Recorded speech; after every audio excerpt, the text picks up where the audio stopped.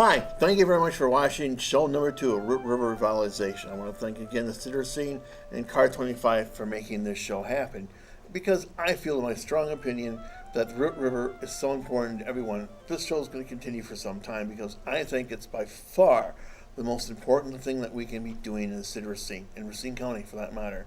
But one of some of the things I'm going to talk about today, not only comprise the river, but also the lake, because we're going to talk about the marinas.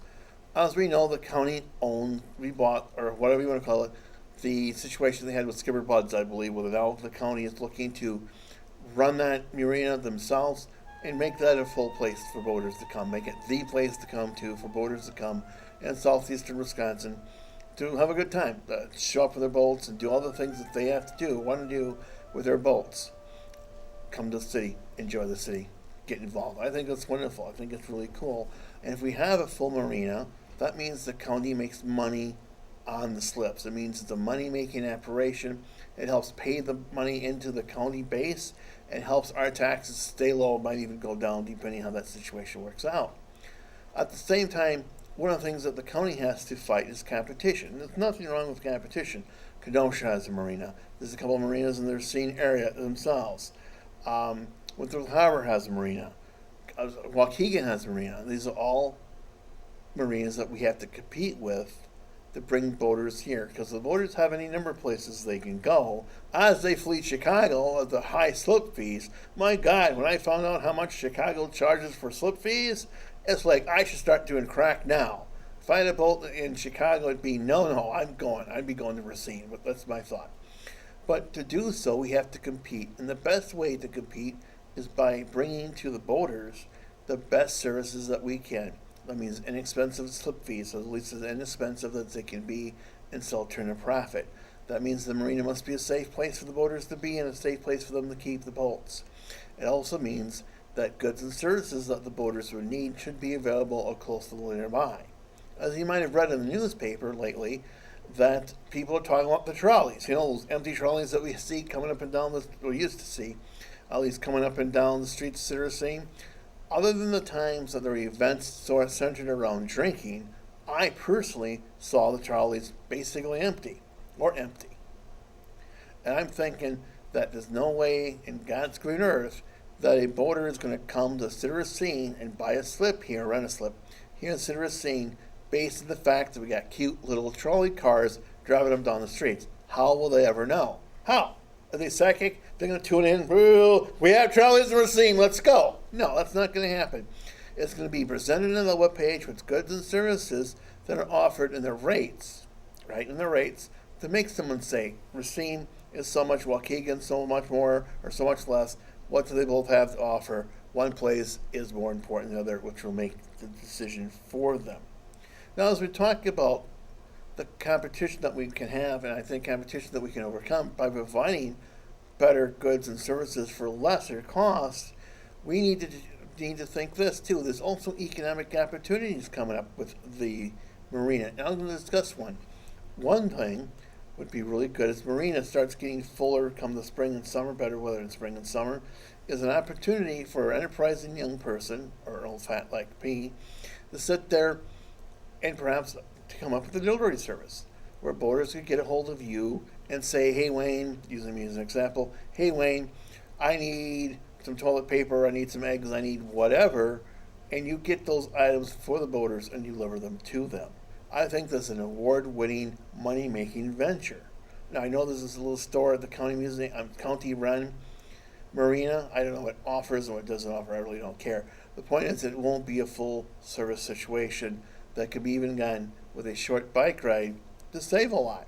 And by the way, those people with trolleys, people not going to get on your trolleys and go to a grocery store downtown, because there's not one. Just so you knew that. You may not know that. There's no grocery stores at downtown Racine, by the way. Anyway, that would be an interesting opportunity for an enterprising young man to do that. Very, very cool thing to do. And I know I'm going to be looking into it, because bikes are not that expensive to have.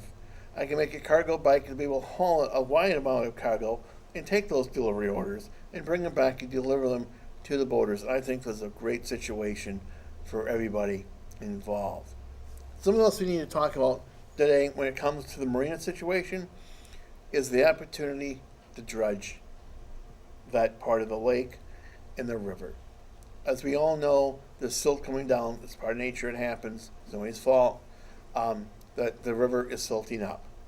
We need to probably looking at what it takes to get that area dredged out to make sure the different boaters, especially with larger size craft, can come in to the marina and the Racine County owned one and other marinas up on the river and go and keep their boats. All there is to it. Now, I think this is also an opportunity to do something unique, which is use the muck, I don't know what the technical term is, of the stuff that's dredged off the bottom to compost it and sell it. It's my understanding, I'm doing more research all the time in this area because I find it fascinating, that you could really use interesting composted ideas to make the muck that might come up, that might be a tad contaminated, clean to use by using modern day composting operation, which is the same ideas they use for compost for hundreds, if not thousands of years. And this compost could be sold, excuse me, to landscapers, gardeners, farmers, the whole 9 yards in this area for a profit. So the dredging operation may not cost as much money in the long term as one might think.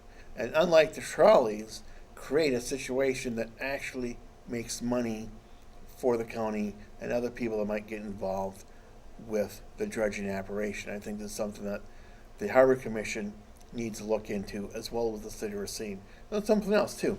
I've had the opportunity to talk to the head of the Harbor Commission, and he's a very, very intelligent, very wise, older person who's had a long history with doing things with the lake.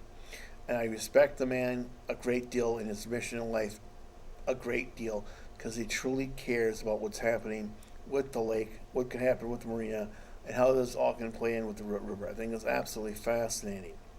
I think it's absolutely truly fascinating as well that there are a lot of interesting things that we talked about that Gold Connect kind of sort of through the Root River project that even should still be looked at as ways that we can bring people downtown in this area to enjoy the downtown and that area of town, even if you don't have a boat. I think it's absolutely fascinating to do. I think one of the things that I would like to look into, I'd like to see the city look into, and I'll be talking to Heritage Museum about this, is what it would take to create a maritime museum celebrating the history of Racine with the lake. Because you all know that at one time we were a major port on the lake. It was important for shipping in the Great Lakes that that Racine was indeed a port. And I think that history should be known, talked about, and celebrated.